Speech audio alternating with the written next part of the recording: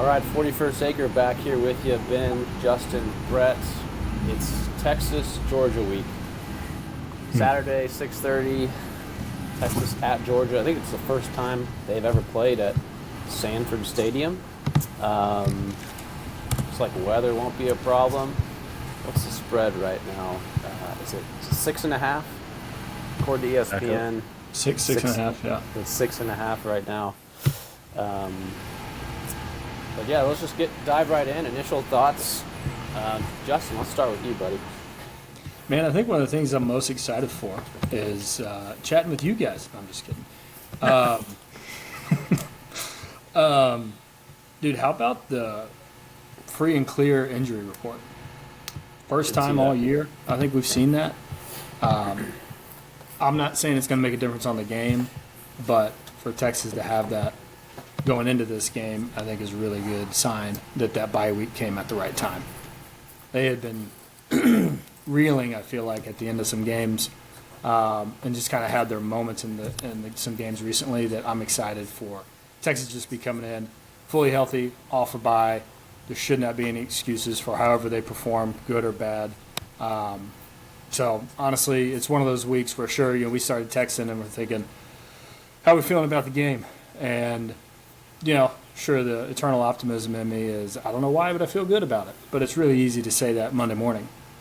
The closer we've gotten to the game, I think the more you start looking at, what Georgia is, what they have been this year, but also understanding that that's not necessarily the team that we're going to see because Kirby, for whatever reason, has a way to get his guys up and play, team against everybody, us against the world, and start clapping like this. And, he does a bunch of goofy things, but he's a hell of a coach. So, that also, he's a championship coach. They've obviously been to the last 4 SEC championship games. So it just kind of like puts you back in your spot of like, well, let's just understand the team it is that we're going against. Like, Texas has yet to beat, Sark has yet to beat Kirby. So I think I've settled down a little bit more, but I'm excited for it to be here.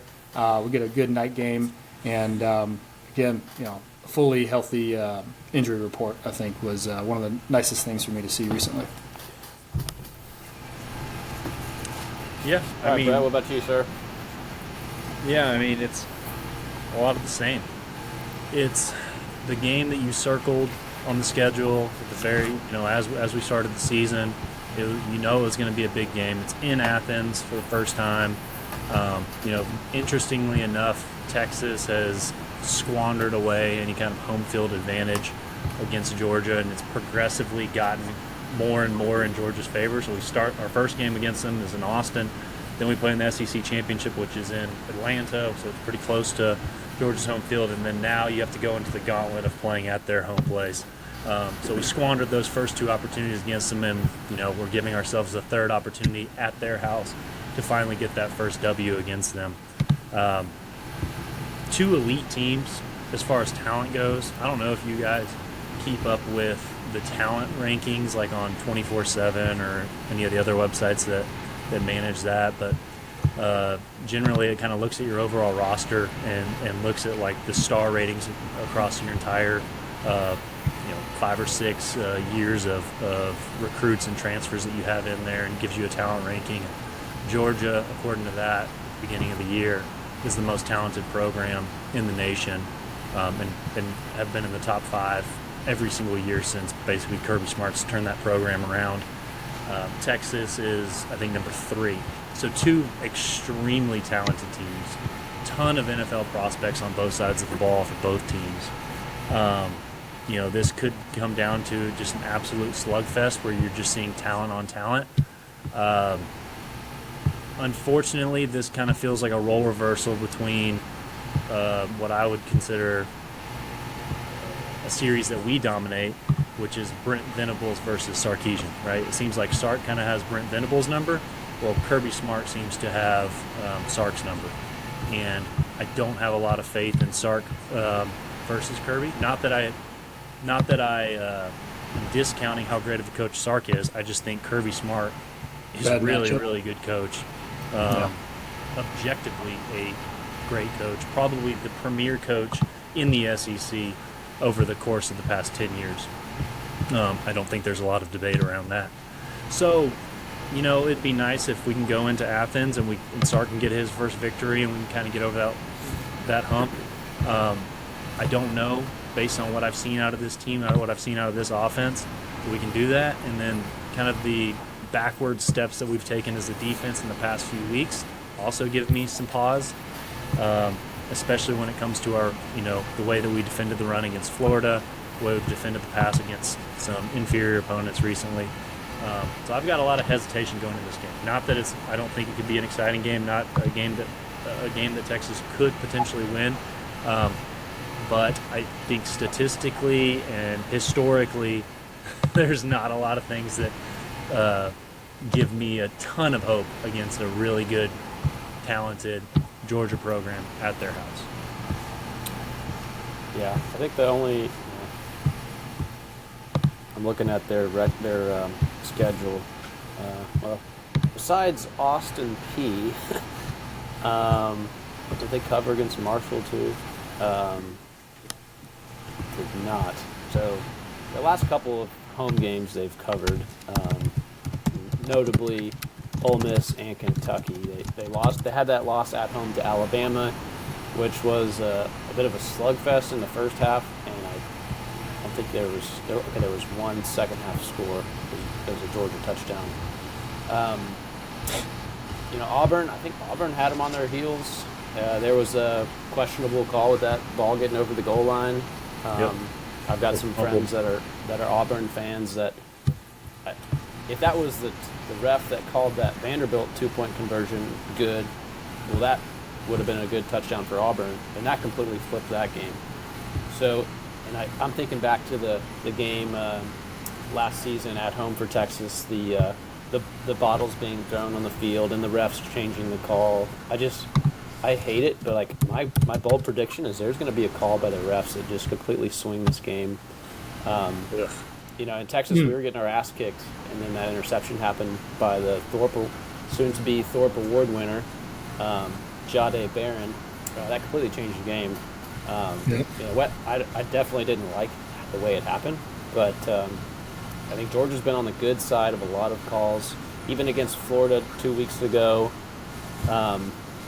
there was that catch. Lagway definitely underthrew it, but Florida was coming back and underthrew the ball. The receiver made an excellent attempt at it.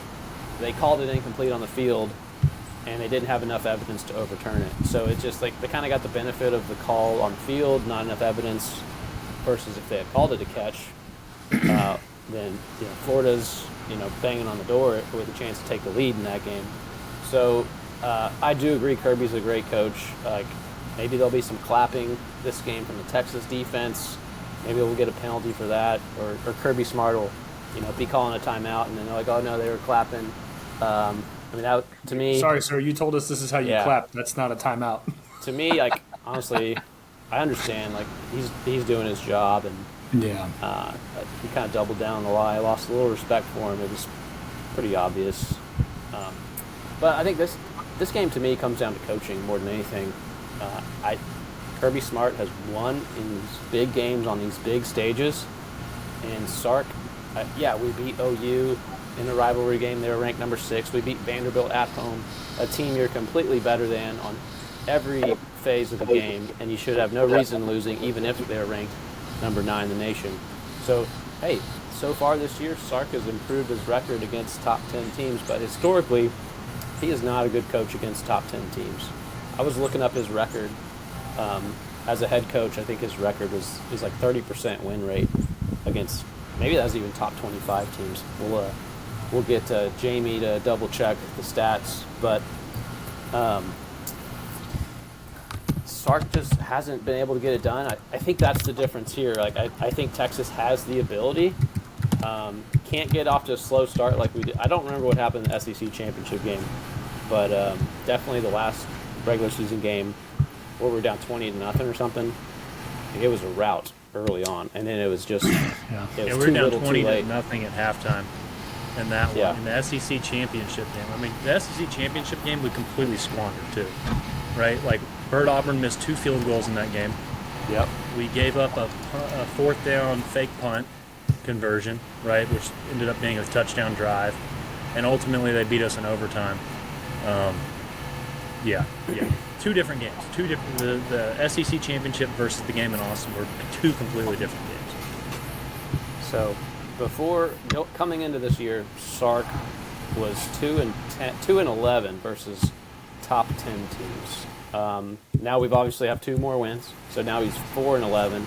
I just feel like,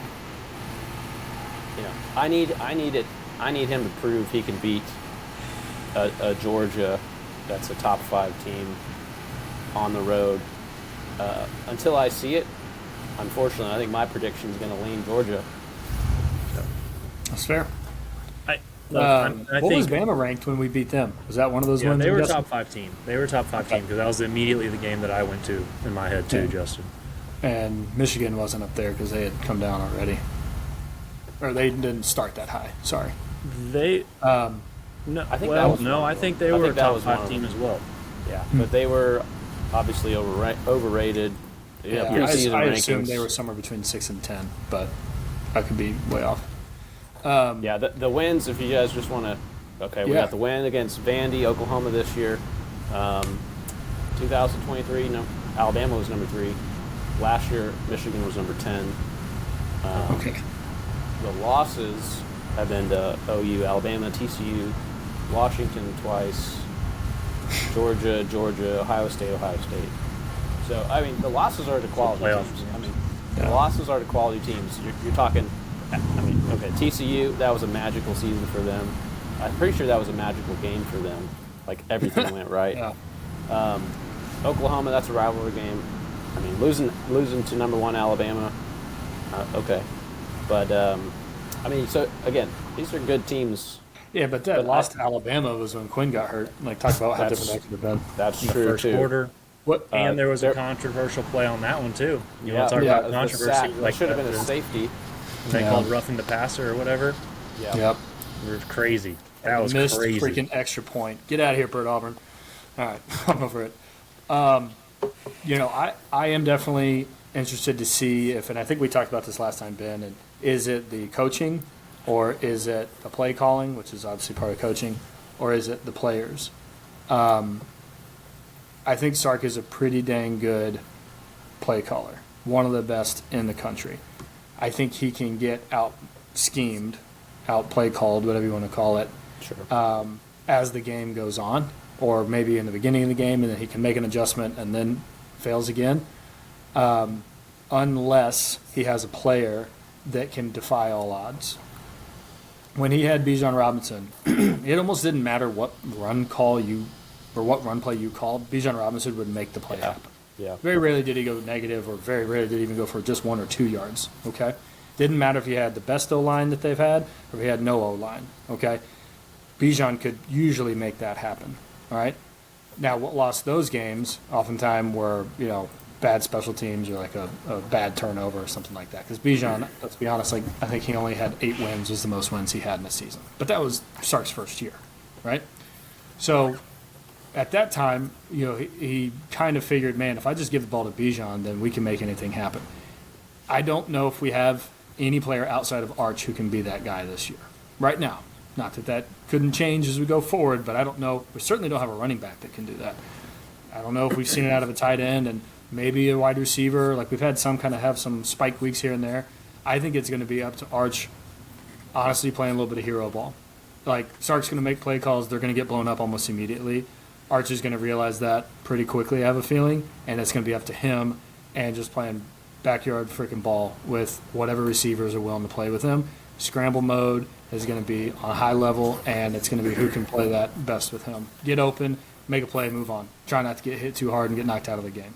That, I think right now, until I see, kind of like what you're saying, Ben, until you see it out of Sark, I don't know how I'll be able to see it. It's kind of the same way I saw about the Astros years ago. It's until I see them look like they're going to be a team that can win in the playoffs, I don't know how to believe that they can do it. And that's kind of how I think about Sark and his play calling right now. If you have a player that can lift you and make those plays, that's what I think we have to mostly rely on right now until we see Sark just draw up a masterful game for 4 quarters. Against the same level of competition. If you do it against mediocre to bad competition, that's different. You're just out talenting. You're just pushing around bad people, bad teams. Against this equal level and talent, until he can put together most of 4 quarters and calling actually good play calls and not going 7 times in a row of 3 and out, I just don't know if I believe that Sark can do it yet. Hopefully, or hopefully Arch is just that guy. That's kind of, I think, where I'm at mentality-wise right now. So as far as talent goes, you know, when you're playing highly talented teams, say top 10 talented teams in the nation, Texas this year has lost to Ohio State, who's top 5 talent. Lost to Florida. I think they're in the top. I think they're close to top 10, maybe top 15 for them. And then we beat OU, who's I think they are number 10 as far as the talent rankings go. So the jury's still kind of out, right? Like when you go talent on talent, how is Texas going to play in any of those games? Where did we struggle on all 3 of those phases? In which phase did we struggle the most in each one of those 3 games? It was the offense, right? Defense against Florida, defense. Well, okay, but Ohio State and OU, our defense was outstanding. So I'm saying between those 3 games, where do we struggle the most? It was on the offensive side. Like we struggled to score points in any of those games. You know, OU, we don't even get to 23 points if Ryan Niblett didn't have a punt return. Ohio State, we scored 7 points, and then against Florida, we scored 21 points. 23, 21, something like that. 21. So, can our offense score against talented defenses? Nope. That's kind of what it comes down to, because every other defense that we've played is not talented. Vanderbilt, I mean, yes, they are a good team. They're a well-coached team, but they are not a talented team. They're not bringing in top 25 talent each year. Mississippi State, Kentucky, get out of here. And then all the other jokers that we played, I mean, they're depleted from the talent rankings. So can Texas beat a talented defense? This is going to be the most talented defense that we've played all year. I mean, Ohio State is up there, but I'm with you.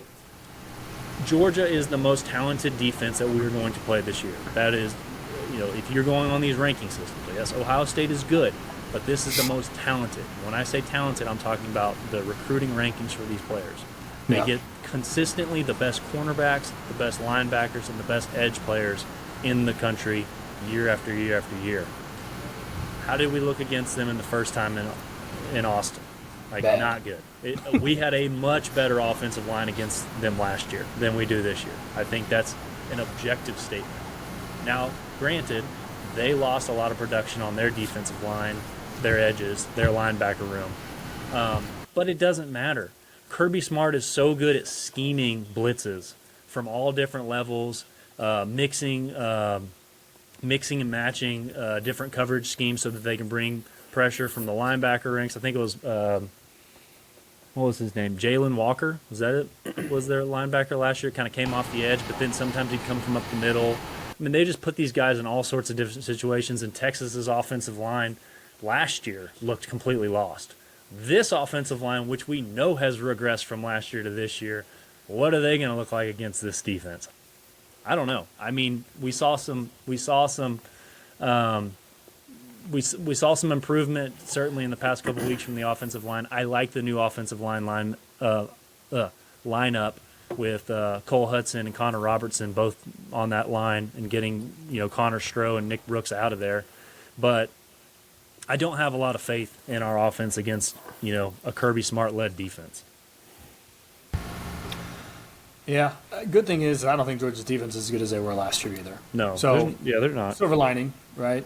But I definitely do think our step back on offense is likely a little bit more than their step back on defense, and that goes from skill player to the trenches. Yeah, I think that's a good point. Yeah, our defense is actually ranked points allowed were 16.4 points per game. They're 19.8. Rushing yards, we're second with 78 yards per game. They're 12th of 102. So I think the Texas defense is better. We could argue the quality of competition. Like, we didn't play Tennessee. We didn't play Ole Miss. I mean, they gave up a lot of points to those two guys. take away those two teams, their defense is probably maybe as good as last year, as good as ours. I think Texas defense definitely has been a lot more in the headlines because I think that's been the identity of the team with the offense struggling. But again, Arch has looked good the last couple weeks, a lot better. Whether that's that quick passing game, I think we're going to need to establish that again in order to slow down that blitz. I just don't know if it's going to work. Like they're not going to miss tackles like Vanderbilt did or Mississippi State. Yeah, I don't think you can play horizontal against Georgia. I don't know how you play vertical against them. The one thing I will say about tackle these one at a time. Like, let's talk about horizontal. That was our first game plan against them last year, right, in Austin. Like, we wanted to get the horizontal passing game going. We wanted to do the jet sweeps. We wanted to do the screen passes out to the wide receivers. And those press corners ate us for lunch. And then when we tried to punish them and try to throw downfield, Michael Williams and Jalen Walker said, no, we're not going to allow that. And just absolutely dismantled us. So I don't know if the horizontal, to that point, I don't know if the horizontal game's there. But yeah, it has been really good the past couple weeks. But Georgia's also seen that tape. Yeah. Yeah, and again, the talent, right? The scheme is going to match the talent, and they're not going to miss tackles. If they do, that would be an odd one-off. I don't expect that. I will say a defensive stat that I saw, Ben, if you still have that pulled up, or don't look at it if you want to try and guess, but how many sacks do y'all think Georgia has on the year? They don't have very many. I know that. No. They only have 11. And they got 3 of them last game against Mississippi State. And the 2 or 3 games before that, I think they had 0 or 1. So if there's a way to get them, maybe it is passing the ball. Their passing defense is not that great, all things considered. You can pass on Georgia right now. I don't know if it's because they don't have the same coverage guys or if because they're not able to get home on the defensive line. I think their linebackers are pretty stout, which is why they're so good in the run defense. But, the only difference, I think, between these two defenses that we're talking about here is we can get to the quarterback. We have 30 sacks or something like that on the year. Yeah. Because we're so good against the run that we are able to get to them. But you can pass on us. We still have a tendency to let up some big play calls. Now, granted, that's because we haven't had Taff, and McDonald has been in and out the past few games. So I think that's going to be a big difference right there. You're going to see a different defense out there than you've seen the past 2 games, maybe 3 games, I would think, which is a good positive for Texas. And now I'm starting to talk myself back into being positive about the guys. I think what's a big factor here is, we can get pressure, but can we finish the pressure with getting Gunnar Stockton down or making him throw the ball away? I think that's what happened in that SEC championship game last year when he stepped in. We got to him it's a freshman or whatever. Was he a sophomore? Doesn't matter. It was his first time playing a game in college, and same thing happened with Caleb Williams. Attack him, and then he just escapes, and next thing you know, he's running down the field for a first down. That to me is we did a good job for 3 quarters against Diego Pavia doing that. That's got to be 4 quarters. You cannot let Stockton play backyard football against you. I think he's one of the best in the league at doing that, extending plays. If you talked about Arch need to step up and be that guy, I think Gunner's that guy for Georgia. I don't think outside of Gunner, I don't think they have anybody that scares me. Their running back's okay. They got a decent tight end. They don't have Brock Bowers. They don't have Vlad McConkey. They don't have Trevor Etienne. They're beat you as a team, so credit to them for. But again, their offense runs through Stockton, extending plays. Again, they want to try to run the ball. They do a lot of motion and stuff as well. Get you looking one way. Tight end goes the other way. The tight end's a big weapon. We got to cover tight end this week. We didn't do it last week against Vanderbilt. That's a big part of their offense. I think it's a very similar offense. Georgia's got 3 tight ends they can roll out at you. And I don't think they're afraid to do it, quite honestly. They're all NFL caliber. They're pretty big dudes. Obviously, Zachariah Branch, I believe is how you say his first name, but Branch transferred out of USC, small, fast, good punt kick returner guy. He's awesome, but Wingo's stats are better than his. I was a little surprised. A couple of Similar- big plays from him definitely made a difference. for similar sure. yardage. Wingo has more touchdowns, but yeah, that guy in space is fast. Yeah, he was the number 1 wide receiver recruit coming out of high school. Yeah, he's like Tyreek Hill. There's a fast. reason for like, that. Like, there's not a lot of guys that you say like that guy's Tyreek Hill kind of fast. He looks like he's pretty close to that. I remember him as a freshman at USC, and I think he had several punt returns or kick returns for touchdowns. He's just a freak in open space. On the defensive side, we've got a lot to play for this week. You go back to the way that Georgia just kind of manhandled us in the first game last year, and then in the SEC championship, we manhandled them on defense until we got to halftime. They brought in Gunnar Stock. I mean, everyone knows what happened, but we'll recap it real quick. So Carson Beck drops back on the last play of the first half to throw some sort of Hail Mary attempt. I think Trey Moore hits him as he's trying to throw the ball, pins his arm back, blows out his UCL. Is that what it is? Yeah, UCL. So he had to have the Tommy John surgery. He's out for the game at that point in time. Should have returned that fumble for a touchdown to end the half. Again, bonehead, right? Like we were talking about it earlier. Like we kind of cost ourselves that game.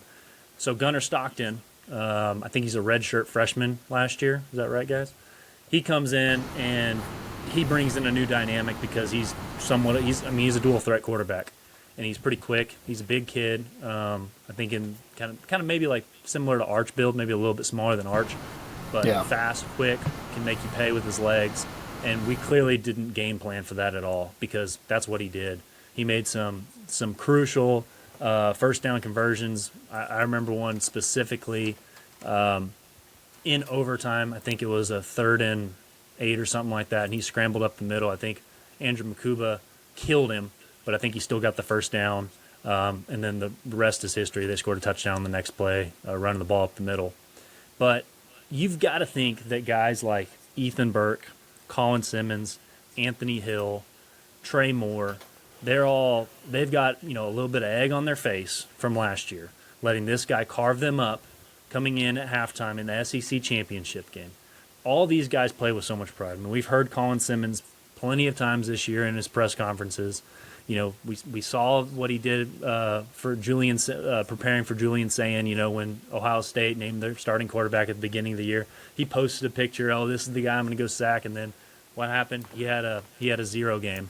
I think we have a lot of pride on this defense, and a lot of these guys that are going to be chasing the quarterback for us on Saturday are guys that were embarrassed in the second half of the championship game last year from the same quarterback. I think we're going to be dialed up for him. I'm expecting us to have a lot of sacks against Gunnar Stockton. I think Colin Simmons is going to have a huge game. I think what we saw against Vanderbilt is going to be a carry-on.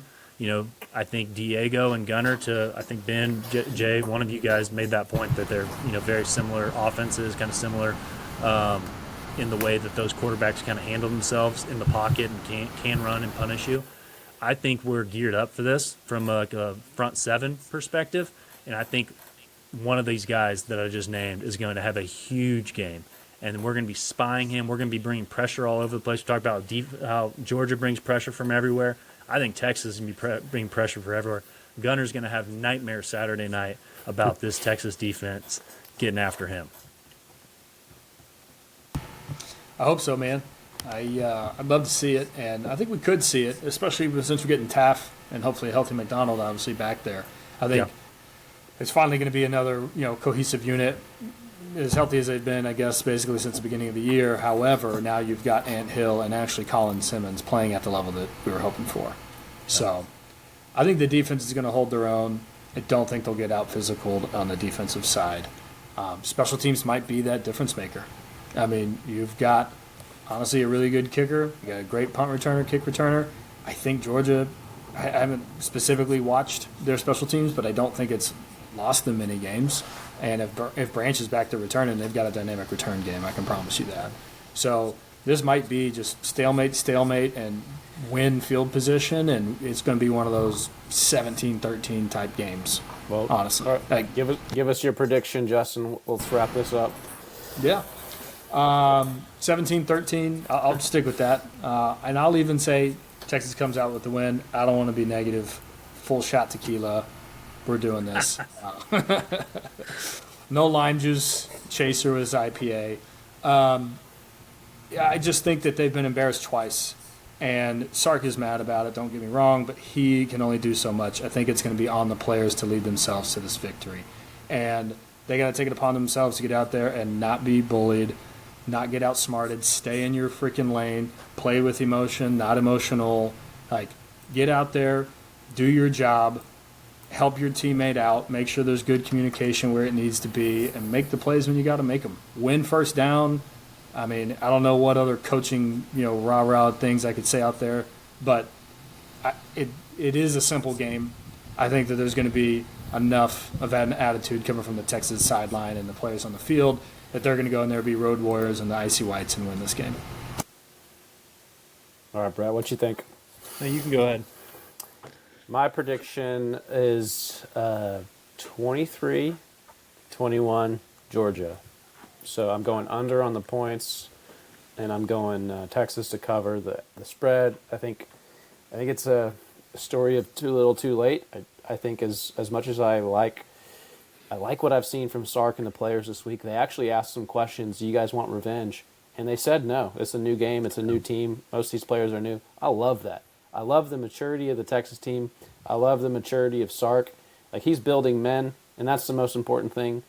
But I think at the end of the day, and my bold prediction here, it's one of these coaches after the game are going to say it's really hard to win this league on the road. So that's my bold prediction. One of the coaches are going to say it, but I just, unfortunately, I got to pick against Texas. I need to see it happen in order for me to pick Texas in this kind of game moving forward. Man, I'm so torn on this. I don't know which way to go. Before this podcast, I would have been on Ben's side of things and picked Georgia. I think I've talked myself into the emotions have talked me into it, right? But one thing we got to straighten up. I mean, it's complete bullshit if you think that our players aren't looking for revenge in this game. I know. It's like it's perfect press, and they're doing very well to say what they need to.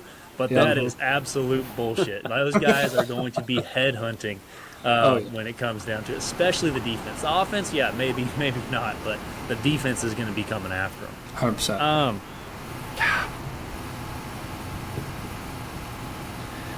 Yeah, rip your shirt off and show us that tattoo of the score you predicted. Yes. Yeah, it's a big picture of the Georgia Bulldogs. So let's just break it down. So I don't have a lot of confidence in our offense going in this game.